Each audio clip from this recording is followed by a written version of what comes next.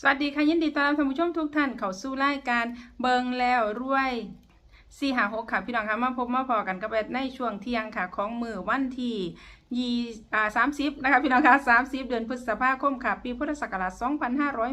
2569นะคะพี่น้องค่ะมื้อนี้ค่ะแอดพาพี่น้องบรรเทาสุขสุขคนนะคะมาติดตามรับชมรับฟังแนวทางนะคะจากปูปลาซาหวยค้าแข่งค่ะพี่น้องคะสำหรับคลิปนี้เป็นแนวทางรัฐบาลไทยเด้อค่ะพี่น้องคะเอาพี่น้องแนวทางของปูในคลิปนี้นะคะสิเดมาเป็นตัวใดพี่น้องมาติดตามรับชมรับฟังคลิปนี้พร้อมๆอัดคลิปแล้วค่ะปูค้าการรัชการนะคะขอเจริญพรเอฟซีของเบิงละรวยทุกคู่ทุกคนมื้อนี้ปู่ปาซ่าก็สิได้ไอ้เขาเอิ้นหยังก็หวยรัฐบาลเนาะวันที่1มิถุนายนเนาะค่ะปูค่ะมันเป็นจังซี่มันบ่แม่นฝันดอกบ่แม่นอีหยังดอกมันเป็นรถคันที่หลวงปู่ชี้ประจำนี่นะค่ะจอดอยู่คือมันห้องแล้วลงไปปิดไว้ก็ขึ้นมาก็ห้องอีกนะค่ะมันร้องบ่เศร้าเลยทะเบียนรถก็เลยสิบอกเป็นเลขไปจักหน่อยค่ะก่อนอื่นหลวงปู่สิขึ้นเครื่องบินวันที่1 4 ทุ่มไปเยอรมันก็คงสิได้รุ่นเลขไทยอยู่เด้อค่ะเล่นรุ่นเลขไทยอยู่เพราะว่าไปเยอรมันวันที่ขึ้นเครื่อง4 ทุ่มฉะนั้นก็ญาติโยมก็ยังมีโอกาสผู้ใดสิโทรหาก็ยังโทรได้อยู่แล้วก็มีของฝากคือเก่าอยากให้ได้ของดีไปใส่ผู้ใดว่าบ่ดีบ่มีดอกข้าเจ้ายืนยันเมื่อคืนนี้ทางอุบลก็ถือหลายเด้ข้าเจ้าว่าหลวงปู่เคยให้คันให้77จังซี่มันจะออก27ข้าเจ้าว่าข้าเจ้าฮู้จักปล่อยหลวงปู่นะค่ะแล้วคันให้733ที่ข้าเจ้าซื้อ722ที่ข้าเจ้านำพันข้าเจ้าผู้ข้าเจ้านำน่ะนะค่ะปู่บ่แม่นว่าแม่นหลังออกเด้เพราะว่าหลวงปู่ก็สังเกตได้จากข้าเจ้าซอยค่าไฟโอนเงินมาให้ค่าไฟน่ะนะค่ะปู่ก็เรียบร้อยแล้วดีหลายแล้วก็ผู้ใดยังรังเกียจหรือผู้ใดยังโจมเรื่องนั่งด่าให้หลวงปู่ปาซ่าอยู่ก็คนนั้นก็คือสิบ่ถูกดอกคนใดเว้าดีนำคนนั้นก็คือสิถูกค่ะหันเข้าเลขรัฐบาลไทยวันที่1เด้อค่ะรถคันที่อยู่นี่มันห้องแล้วลงไปดับเลยบอกอีกหลวงพี่คนหนึงเขาไปดับแล้วก็ขึ้นมานอนห้องอีกแม่ห้องตอน4 ทุ่มก็ห้องแล้วมันห้องตอนตี 1ก็ห้องอีกค่ะบัดนี้คอนที่แจ้งก็ห้องอีกแม้มันห้องแบบคือเฮาคือคนเป็นต้องนี่นะเพราะว่าบ่มีคนต้องดอกรถทะเบียนนี่เด้อทะเบียน107นะค่ะ1070ก็เลยมากกว่าเลขงวดนี้คงสิเป็น107701นะค่ะมันห้อง3เทื่อเฮาก็ใส่703ก็ได้ค่ะปู่ฉะนั้นก็ขอให้ญาติโยมทุกผู้ทุกคน1มิถุนายนนี้ก็ขอให้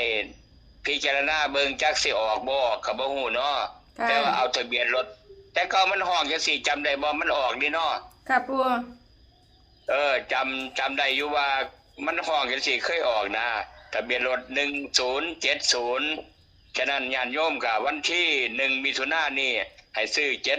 701แล้วก็01และห้อง3เทื่อแม้เทื่อนึงก็ลงมาปิดไว้แล้วขึ้นไปนอนหลับอยู่ห้องอีกลงมาอีกเป็น3เทื่อก็เอาก็ซื้อ703ว่าซั่นน่ะนะจ้ะปู่ค่ะนี่มันเคยออกอีเด้ค่ะเคยออกเลขลาวจังซี่โตนี่รถคันนี่นะค่ะปู่ฉะนั้นก็ขอให้ญาติโยมพิจารณาให้ฟังไว้แล้วก็เป็นแนวทางเด้อหลวงปู่ก็ใส่เบอร์เก่าแล้วโทรศัพท์ก็ผู้ใดอยากได้ของดีอยากได้แนวไปค้าไปขายก็สมหวังทุกคนอยู่ดีล่ะผู้ใดโทรมาคนใดบ่โทรมาก็คือสิบ่สมหวังดอกเนาะกับการนับถือครูบาอาจารย์เป็นเหรียญของหลวงปู่สวงเนื้อสบู่เลือดสีแดงของตรงเพิ่นผลิตเป็นหวานสบู่เลือดแต่แม้มันเลยแห้งเฮ็ดแต่พศ2538พุ่นนี้เฮ็ดน่ะเพิ่นสร้างนะเก็บมาถ้าพุ่นล่ะมีอยู่ยังเหลืออยู่7-8เหรียญอยู่เด้อส่วนว่าน้ำมันสมุนไพรน้ำมันเลี้ยงผาของกิ่งของสดก็ยังมีอยู่คือเก่าล่ะผู้ใดอยากได้ก็โทรมาเอาเบอร์นี้เด้อ081934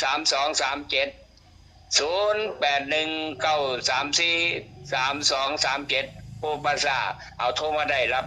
ทุกสายเลย แต่ว่าหลังวันที่1จะค่อยว่ากันอีกทีนึงนะแต่ว่าตอนนี้ยังอยู่ยังไทยอยู่เด้อ ค่ะ ก่อนที่จบนี่ ผู้ค้า ก็ได้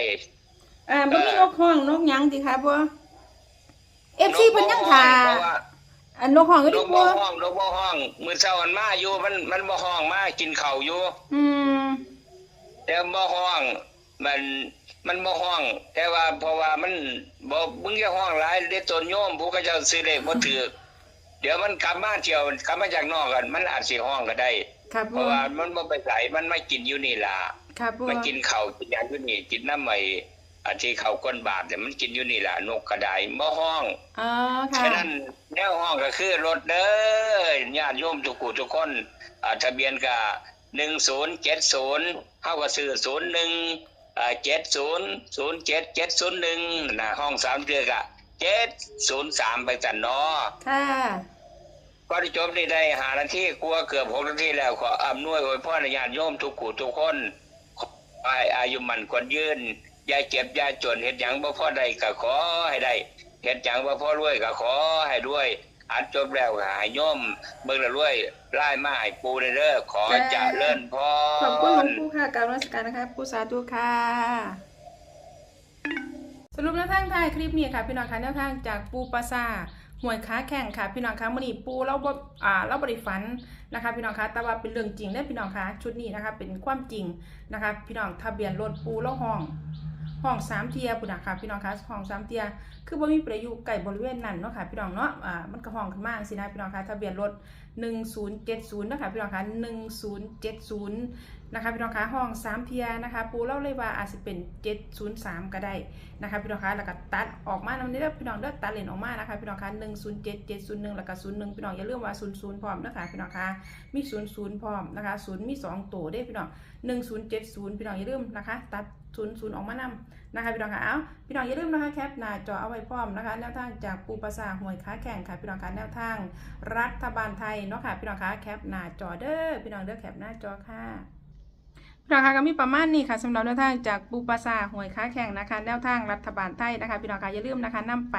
พิจารณาเบิ่งเนาะค่ะพี่น้องคะทางช่องนำเสนอเพื่อเป็นแนวทางคือเก่าค่ะโปรดใช้วิจารณญาณในการรับชมรับฟังนะคะขอขอบคุณพี่น้องบ้านเฮาสุขุสุขคนนะคะสำหรับการติดตามรับชมรับฟังนะคะขอขอบคุณสำหรับข้อมูลในคลิปนี้นะคะขอบคุณทางจากปูปราสาทหวยค้าแข่งค่ะสำหรับพี่น้องท่านใด